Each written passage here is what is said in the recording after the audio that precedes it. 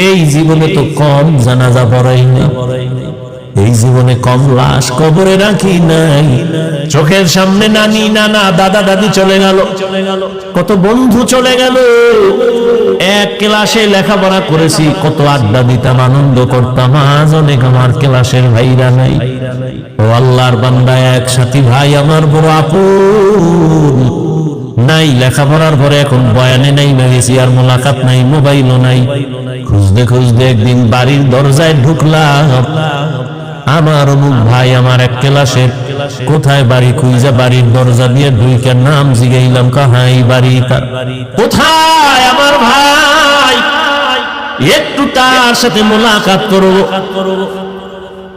যেই লোকটা আমার কথার সামনে এসে দাঁড়াইছে, দেখি দাঁড়ায় দাঁড়ায় কান্না করতেছে, চোখের পানি ছেড়ে দিচ্ছে।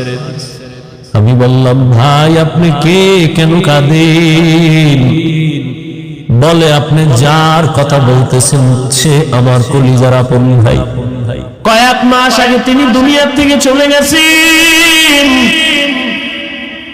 হঠাৎ স্ট্রোক করে মারা গেছে। তার কোন সন্তান আসেনি, বলে একটা বাচ্চা আছে, ছেলে একটা মেয়ে, একটা ছোট ছোট। ওদের কি হালাত, ঈদের দিন সব বাচ্চারা খেলাধুলা করে আনন্দ করে, আমার ওই ভাইটা দাঁড়ে দাঁড়ে ঘুরে আর কান্না করে আর বলে, আমার আব্বু কই, আমার আব্বু কোথায়? বল, এরে আল্লাহর বান্দা, কিসের পেছনে ঘুরতেছো? এমন একটা দিন নাই লাশের খবর নাই।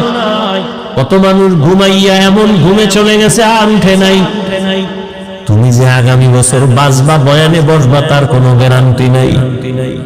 গত বছর এখানে বয়ান চলছিল, বয়ান করেছিলাম, অনেক আল্লাহর বান্দারা ছিল। আজকে খবর নেও, গত বছরের অনেকে দুনিয়াতেই নাই।